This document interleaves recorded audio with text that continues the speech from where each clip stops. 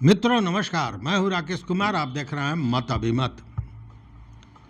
मित्रों, कहावत है, न रहेगा बांस न बजेगी बांसुरी।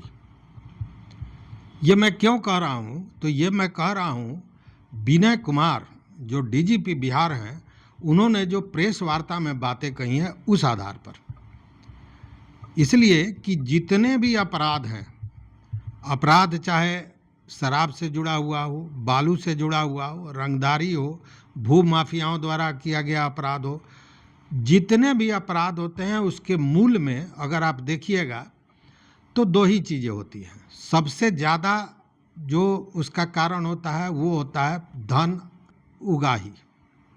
तो पहला तो धन उगाही, और बहुत ऐसे क्राइम होते हैं जो बदले की भावना से होते हैं, लेकिन उनकी संख्या कम है। सबसे ज़्यादा संख्या है धन उगाही की। धन कुबेर, धन पशु बनने के लिए लोग इस तरह का अपराध करते हैं और ये संगठित अपराध होता है। तो बिहार पुलिस ने स्पष्ट कर दिया है कि अब जो उनका प्रहार होगा वह प्रहार ऐसे धन कुबेरों के धन पर किया जाएगा कि उनको ये समझ में आए कि अपराध करके चाहे कितना भी धन हम अर्जित कर लें, वो धन उनके पास रहने वाला नहीं है, वो छीना जाएगा, वो सरकार अपने कब्जे में ले लेगी। और इसी को लेकर कार्रवाइयाँ हुई हैं। और आप जानते हैं, ये कहने की बात नहीं है, आप जानते हैं कि ऐसे शराब माफिया, बालू माफिया, भू माफिया, ऐसे लोगों में केवल आपराधिक किस्म के लोग ही नहीं हैं, वाइट कॉलर लोग भी हैं, जिसमें आप बहुत से जनप्रतिनिधि को देखेंगे, वर्तमान से पूर्व के विधायक हैं, सांसद हैं, ये सारे लोग इस तरह के काम में जुटे हुए हैं। और डीजीपी बिहार विनय कुमार ने जो प्रेस कॉन्फ्रेंस में बातें कही उससे स्पष्ट है कि अब इन लोगों की खैर नहीं है, और इसके लिए बाज़ाब्ता पूरा विस्तृत उन्होंने कहा, बताया। और ये भी बताया कि लगभग 1172 लोगों को चिन्हित किया गया है। 1172 ऑलरेडी चिन्हित किए जा चुके हैं, और जो प्रक्रिया है वो प्रक्रिया चल रही है। 239 ऐसे लोग हैं जो एसडीपीओ के यहाँ से उनके मामले को भेजा गया है एसपी के यहाँ। लगभग 112 हैं जो एसपी के यहाँ मामले जा चुके हैं और वहाँ पे विचार किया जा रहा है। चूँकि ये मामला लंबा है, प्रोसेस लंबा है, और 188 ऐसे मामले हैं जिनका प्रस्ताव न्यायालय में दे चुका है, न्यायालय में दिया जा चुका है, और न्यायालय से जैसे ही ग्रीन सिग्नल मिलेगा, ऑर्डर मिलेगा, उनके संपत्ति को पुलिस जब्त कर लेगी। वहीं 4 मामले ऐसे हैं जो ऑलरेडी जब्त करने का न्यायालय ने आदेश दे दिया है, और उसमें 2 बहुत बड़ा मामला है मुजफ्फरपुर का, नामी विवाद, आप जानते होंगे, याद कीजिए। तो इस तरह की कार्रवाई शुरू कर दी गई है, और इससे जो कहते हैं ना कि कमर तोड़ देना, चूँकि इन अपराधियों का, इन भू माफियाओं का या बालू और शराब माफियाओं का, रंगदारों का जो संबल होता है, जो ताकत होती है, वो होती है पैसा, वो होता है धन। तो उनका कमर तोड़ देना, उनका जो धन के बदौलत ये, और धन के लिए, धन के बदौलत जो ये क्राइम कर रहे हैं, इसको रोकने के लिए पहले उनकी कमर तोड़नी जरूरी है, और इसीलिए इस तरह की कार्रवाई बिहार पुलिस करने जा रही है, शुरू भी हो गया है। तो पूरा क्या मामला है इसको सुनिए सीधे डीजीपी बिहार विनय कुमार जी। आज यह समझा गया कि कोई विशेष प्रकार का यदि विषय है तो उस पर डीजीपी के स्तर से भी वार्ता की जाए। हाल के दिनों में हम लोगों ने एक बड़ी मुहिम चलाई है क्राइम प्रोसीड्स को जब्त करने के लिए। जो नए कानून बने हैं उसमें एक बड़ा ही प्रभावकारी प्रावधान लाया गया है। उसमें धारा 107 बीएनएसएस के तहत इसमें क्राइम प्रोसीड्स को जब्त करने के लिए आईओ को सशक्त बनाया गया है। यदि किसी केस के अनुसंधान के क्रम में आईओ को यह पता चलता है कि अमुक व्यक्ति ने अपराध के माध्यम से संपत्ति चल या अचल अर्जित की है, तो आईओ को यह पावर दिया गया है कि आईओ अपना एक प्रस्ताव तैयार करके संपत्ति को चिन्हित करके उसकी विशिष्टियों का उल्लेख करते हुए, और न्यायालय में उसमें भी ऑप्शन है, कोर्ट भी लिखा हुआ है, कोर्ट हैविंग जुरिस्डिक्शन भी लिखा हुआ है, ट्रायल कोर्ट, यदि ट्रायल चल रहा है केस का, ट्रायल के स्टेज में है तो ट्रायल कोर्ट में भी दे सकता है। तो इसमें कई ऑप्शंस हैं, depending on the stage of the case. विभिन्न न्यायालयों में वो अपनी अर्जी दाखिल कर सकता है कि क्राइम से अर्जित अपराध जनित संपत्ति जो उन्होंने चिन्हित किया है उसको अटैच करने के लिए, कुर्क करने के लिए। इसके पूर्व जो अपराध जनित संपत्ति की अटैचमेंट की कार्रवाई थी वो काफ़ी लंबी प्रक्रिया थी नए कानून आने के पहले। उसमें आप जिला के स्तर पे चिन्हित करते थे संपत्ति को, फिर जिला स्टेट के लेवल पे आर्थिक अपराध इकाई को नोडल बनाया गया था। आर्थिक अपराध इकाई में प्रस्ताव आता था राज्य के विभिन्न जिलों से। आर्थिक अपराध इकाई फिर उसकी वेटिंग करके एनफोर्समेंट डायरेक्टरेट जो एक केंद्रीय संस्था है वहाँ भेजती थी, और ईडी के स्तर से जो शेड्यूल्ड ऑफेंसेस के अंतर्गत आते थे उस पर कार्रवाई होती थी। तो इसमें टाइम भी अधिक लगता था, ईडी की अपनी प्राथमिकताएं रहती हैं। तो नए कानून में इसे व्यापकता प्रदान करने के लिए आईओ को सशक्त बनाया गया है कि आईओ अनुसंधान के क्रम में यदि पाते हैं कि किसी अपराधी के द्वारा अपराध के माध्यम से अकूत संपत्ति, अचल संपत्ति अर्जित की गई है तो उसको अटैच करने के लिए, और प्रक्रिया को भी काफ़ी सरल रखा गया है कि वो प्रस्ताव न्यायालय में समर्पित करेंगे, न्यायालय नोटिस इशू करेगा, 14 दिन का समय देगा उनको एक्सप्लेन करने के लिए, जो भी अपराधी है उनको, कि आप न्यायालय में आकर जवाब दीजिए कि यह संपत्ति आपने कैसे अर्जित किया है। यदि 14 दिन के अंदर में जवाब नहीं आता है तो न्यायालय को एक्स पार्टी डिसीजन देने का भी प्रावधान किया गया है। न्यायालय एक्स पार्टी, एक पक्षीय निर्णय उसमें उनकी संपत्ति को कुर्क करने के लिए आदेश करेगा। आदेश का क्रियान्वयन जिला पदाधिकारी के स्तर से होता है। न्यायालय के आदेश के परिप्रेक्ष्य में जिला पदाधिकारी आदेश पारित करेंगे, उस संपत्ति को किस तरीके से निष्पादित करना है उसके संबंध में स्पष्ट आदेश पारित करेंगे। यदि कोई विक्टिम आइडेंटिफाइड है, यदि अपराध से पीड़ित व्यक्ति यदि उसकी पहचान हो जाती है तो उस संपत्ति को डिस्ट्रिक्ट मजिस्ट्रेट को 60 दिनों के अंदर विक्टिम के बीच में वितरित कर देना है। यदि विक्टिम आइडेंटिफाइड नहीं है तो उस संपत्ति पर राज्य सरकार का अधिकार हो जाएगा कि राज्य सरकार में उस संपत्ति वेस्ट हो जाएगी। तो ये काफ़ी व्यापक कानून का प्रावधान किया गया है धारा 107 बीएनएसएस में। दिसंबर माह से ही इस पर कार्रवाई प्रारंभ की गई। चूंकि नया प्रावधान है इसलिए इस प्रावधान को मैच्योर होने में समय लगता है। दिसंबर में ही आदेश यहाँ से मानक संचालन प्रक्रिया हमारे स्तर से निर्गत की गई थी। सभी पुलिस पदाधिकारियों को निर्देश दिया गया था कि आप लोग अपराधियों को चिन्हित करें जिनके द्वारा संपत्ति अर्जित की गई है अपराध के माध्यम से। सभी जिलों के द्वारा करीब 1000 से अधिक मामले चिन्हित किए गए और उसमें से काफ़ी सारे मामले, चूँकि एक पदक्रम है, अनुसंधानकर्ता बढ़ाते हैं अपने सर्किल इंस्पेक्टर एसडीपीओ के माध्यम से एसपी तक जाता है मामला। फिर चूँकि कानून में ही प्रावधान है कि कमिश्नर ऑफ पुलिस या एसपी के अनुमोदन के पश्चात अनुसंधानकर्ता न्यायालय में दायर करेंगे अपनी अर्जी। तो सबसे पहले तो आपको चिन्हित करना है, उनकी संपत्ति का पता लगाना है, जो अपने में एक टाइम टेकिंग प्रोसेस है। उसके बाद प्रस्ताव तैयार करके और जो पुलिस का पदक्रम निर्धारित है एसपी तक, उस पदक्रम में ऊर्ध्व पदक्रम में भेजना है। आईओ एसएचओ को लिखेगा, SHO circle inspector SDPO SP को लिखेगा। एसपी के यहाँ एग्जामिन होकर के उसको अनुमोदित किया जाएगा। एसपी के अनुमोदन के पश्चात आईओ कोर्ट में उसको दाखिल करेगा। कोर्ट में दाखिल करने के बाद कोर्ट अपनी प्रक्रिया प्रारंभ करती है। तो इस तरह जो अभी तक हम लोगों ने इसमें कार्रवाइयाँ की है 1249 हमारे थाने हैं।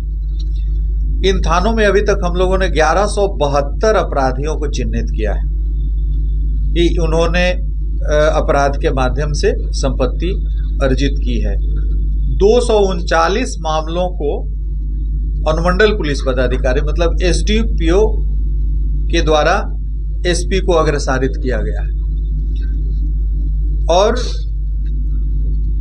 212 मामलों में अभी तक एसपी के कार्यालय में विचार किया जा रहा है।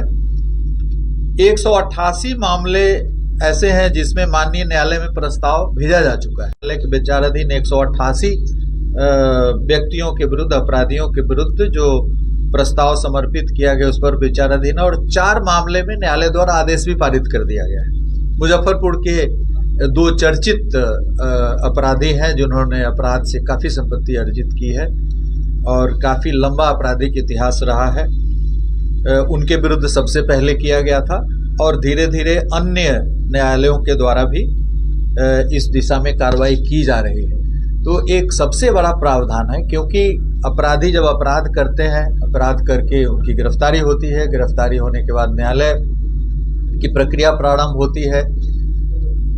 कुछ समय के बाद उनको बेल भी मिल जाता है, बेल पर बाहर आते हैं, फिर अपराध करते हैं। तो ये बार बार अपराध करते हैं, पुलिस फिर सक्रिय होती है, गिरफ्तार करती है, तो ये बार बार जो एक सिलसिला चलता है इसका उतना प्रभावकारी इम्पैक्ट नहीं पड़ता है। यदि सजा हो गया तो फिर उस पर इम्पैक्ट पड़ता है, इसलिए सजा में भी समय लगता है। लेकिन ये काफ़ी त्वरित प्रक्रिया है कि इसमें आप चाहें तो उनके द्वारा उन्होंने जो दर्जनों अपराध किए हैं उस दर्जनों अपराध के माध्यम से जो उन्होंने संपत्ति अर्जित की है उसको आप चाहें तो महीने भर के अंदर में, 15 दिन के अंदर में पूरी संपत्ति आप जब्त कर लें। तो इससे अपराधियों को अपराध करने की जो प्रवृत्ति उनमें है और जो मनोबल है उसमें ह्रास होगा, उस पर अंकुश लगेगा, एक डिटरेंस की तरह काम करेगा। तो इसलिए बिहार पुलिस ने इस प्रावधान को काफ़ी कारगर ढंग से क्रियान्वित करने की दिशा में जुलाई, आप लोग जानते हैं कि 1 जुलाई से नया कानून प्रवृत्त हुआ है और 1 जुलाई के बाद दिसंबर में हम लोगों ने इस पे एसओपी निकाल दिया, निर्गत कर दिया और इस पे कार्रवाइयाँ हो रही हैं। डिस्ट्रिक्ट मजिस्ट्रेट मुजफ्फरपुर ने भी जो 2 मामले न्यायालय के द्वारा किए गए उसमें आदेश पारित कर दिया। तो इस मामले को, इस प्रावधान को ऐसे जो भी सही मामले हैं उनमें सही ढंग से प्रयोग हो, इसके लिए हम लोगों ने ये किया है। तो एक हमारा अपराधियों की संपत्ति पर जब हम प्रहार करेंगे जो उनके द्वारा अर्जित की गई है, तो इसका एक हम लोग एक्सपेक्ट कर रहे हैं कि जब व्यापक तौर पे यह कार्रवाइयाँ होंगी, अभी 1100-1200 मामले हमने चिन्हित किए हैं, संभव है कि आने वाले दिनों में और भी अधिक से अधिक मामले हम लोग चिन्हित करेंगे और उनका पता करके इस पर कार्रवाई कराएंगे। इससे हम लोग अपेक्षा कर रहे हैं कि इस पर कारगर पहल के बाद इस पर अनुकूल प्रभाव दिखेगा और जो अपराधी है वो सोचेंगे कि हमने इतनी मेहनत से इतनी संपत्ति अर्जित की है और इस संपत्ति पर हमारा अधिकार नहीं है, विक्टिम का अधिकार हो गया या राज्य सरकार का अधिकार हो गया, तो शायद अपराध करने की प्रवृत्ति पर अंकुश लगेगा। दूसरा पॉइंट जो अभी हाल के दिनों में हम लोगों ने देखा है कि सरकार की नीति है जीरो टॉलरेंस फॉर करप्शन।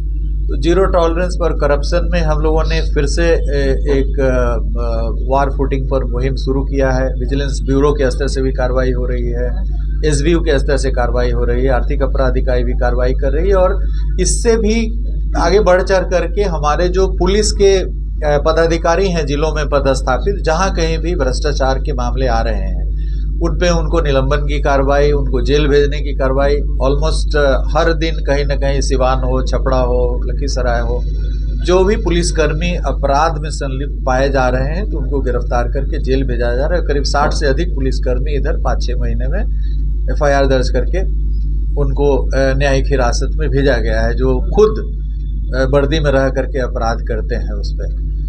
और निगरानी के द्वारा भी लगातार हर सप्ताह जो भी पुलिस पदाधिकारी, ASI, सब इंस्पेक्टर और जो इसमें भ्रष्टाचार में संलिप्त पाए गए हैं उसमें भी दर्जन से अधिक पुलिस पदाधिकारियों को रंगे हाथ पकड़ा गया है। इसका हम लोग का लक्ष्य यही है कि जो भी हमारे पुलिस पदाधिकारी हैं जो फील्ड में कार्य कर रहे हैं वो जो भी विक्टिम जो भी पीड़ित व्यक्ति हमारे थाने पे जाते हैं उनके साथ कार्रवाई हो, त्वरित कार्रवाई हो, उनका एफआईआर दर्ज किया जाए और उनको न्याय मिले। हाल के दिनों में मेरे स्तर से यहाँ पर जिस कक्ष में आप अभी बैठे हैं, इसी कक्ष से संध्या में 2-3 घंटे जो भी प्रतिदिन व्यक्ति आते हैं उनसे मुलाकात की जाती है, काफ़ी विस्तार से उनकी बातों को सुना जाता है, उन पे कार्रवाई की जाती है और उस दौरान उनके यदि एफआईआर नहीं दर्ज होते हैं तो एफआईआर दर्ज करने का आदेश यहाँ से दिया जाता है। और पिछले साल की समरूप अवधि की अपेक्षा इस साल करीब 20 से 25 हज़ार अतिरिक्त एफआईआर दर्ज हुए हैं जिलों में।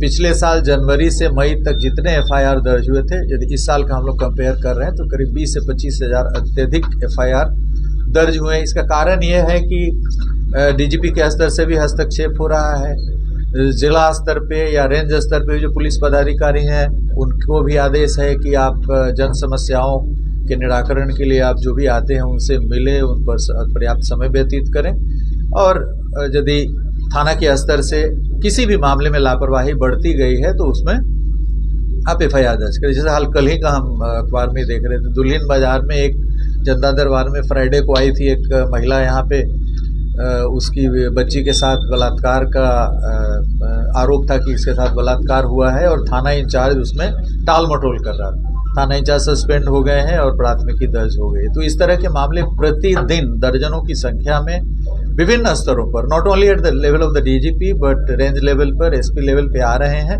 जिसमें वरीय पदाधिकारी जिन मामलों में थाना स्तर से संज्ञान किसी कारणवश नहीं लिया गया है, थाना प्रभारी की लापरवाही बढ़ती गई है, उन सभी मामलों में वरीय स्तरों से एफआईआर के आदेश दिए गए हैं और इसका संकेत ये है कि करीब 20 से 25 हज़ार प्राथमिकी की संख्या पिछले साल के समरूप अवधि की अपेक्षा यहाँ पे बढ़ी है। अगला हमारा जो सबसे बड़ा जो कार्रवाई है वो है स्पीडी ट्रायल की। स्पीडी ट्रायल मतलब त्वरित विचारण। त्वरित विचारण एक फंडामेंटल राइट है किसी भी व्यक्ति का जिसके साथ अपराध हुआ है, जो विक्टिम है और इवन जो एक्यूज है, दोनों का ही फंडामेंटल राइट है, मौलिक अधिकार है। एक्यूज को यदि जल्द से जल्द ट्रायल हो जाएगा, यदि दोष मुक्ति हो जाती है, एक्विटल हो जाता है, तो जल्द कम से कम समय में एक्यूज का चाहे एक्विटल हो या सजा हो, यदि आदेश पारित हो जाए सजा है तो जल्द से जल्द सजा मिल जाएगी तो विक्टिम की संतुष्टि मिलती है। यदि दोष मुक्ति है तो एक्यूज को भी उसके फंडामेंटल राइट्स को रेस्पेक्ट किया जाता है। तो स्पीडी ट्रायल बिहार पुलिस की एक बहुत बड़ी कार्रवाई रही है, एक मुहिम के तौर पे इसे हमेशा देखा गया है। हाल के दिनों में स्पीडी ट्रायल पे अच्छी कार्रवाई के लिए रिव्यू हो रही है, कार्रवाइयाँ हो रही है। सबसे बड़ी चीज़ स्पीडी ट्रायल में ये होता है कि गवाहों को हम न्यायालय में उपस्थित कराएं। अभी पिछले 4-5 महीनों में यह हुआ है कि जो भी पुलिस पदाधिकारी गवाह हैं, आईओ हैं, सीजर विटनेस है, जिन्होंने सीजर किया है, जिन्होंने अन्य कार्रवाइयाँ की है, उन सबों को न्यायालय में उपस्थित होकर के, डॉक्टर्स हैं जिन्होंने पोस्टमार्टम किया है, जीरो रिपोर्ट दिया है, उन सबों को न्यायालय में जाकर के गवाही देनी है। उनकी गवाही के बिना कांड में दोष सिद्धि असंभव सी हो जाती है। प्राइवेट विटनेसेस को भी लाना पुलिस का कर्तव्य है। प्राइवेट विटनेसेस को भी भारी संख्या में इधर 4-5 महीनों में उनको समन्स का तामिला करा करके उनको न्यायालय में उपस्थित कराया गया है। पिछले साल की उस अवधि के अपेक्षा लगभग दोगुनी संख्या में प्राइवेट विटनेसेस को भी उपस्थित कराया गया, उनकी गवाही हुई है। पुलिस पदाधिकारियों को गवाही देने की संख्या में भी काफ़ी वृद्धि हुई है। अभी 2 दिन पहले की बात है, बगहा में एक मर्डर केस काफ़ी दिनों से पेंडिंग था। कदम कुआं थाना प्रभारी को गवाही के लिए जाना था, ये नहीं जा रहे थे। सूचना मिली, हम लोगों ने स्वयं बात किया और वो गवाही दिए हैं और 5 दिन के अंदर में उसमें आजीवन कारावास की सजा बगहा में अभी 2-3 दिन पहले पारित की गई है। तो पुलिस पदाधिकारियों के, डॉक्टर्स की गवाही में ससमय नहीं जाने के कारण भी न्यायालय के द्वारा जल्द से जल्द सजा नहीं हो पाती है और मामला काफ़ी लंबे समय तक लिंगर करता है। अभी पूरा प्रयास है कि प्राइवेट विटनेसेस हो या गवर्नमेंट विटनेसेस हो, इनको ज़्यादा से ज़्यादा संख्या में हम लोग उपस्थित कराएं न्यायालय में इनकी गवाही हो, तो ऑटोमेटिकली आने वाले दिनों में सजा की संख्या में वृद्धि होगी। ये मुहिम काफ़ी अभी तेज़ चल रही है, क्योंकि शुरू में इनर्सिया रहता है, धीरे धीरे पुलिस पदाधिकारी जा रहे हैं। जिन पुलिस पदाधिकारी के द्वारा मान लीजिए पहली बार आपको गवाही का समन मिला, हो सकता है आप किसी ऐसे कार्य में व्यस्त हो, किसी ऐसे कांड के उद्भेदन में व्यस्त हो, राज्य से बाहर गए हुए हो छापामारी वगैरह में, you may not be able to present yourself before the court.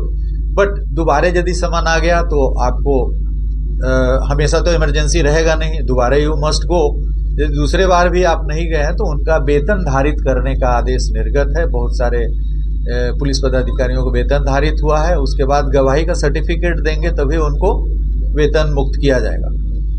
तो इन सभी चीज़ों के कारण गवाहों की संख्या में वृद्धि हुई है। पुलिस पदाधिकारियों के विटनेस के तौर पे न्यायालय में जाकर के गवाही देने की संख्या में भी वृद्धि हुई है, डॉक्टर्स की संख्या में भी वृद्धि हुई है।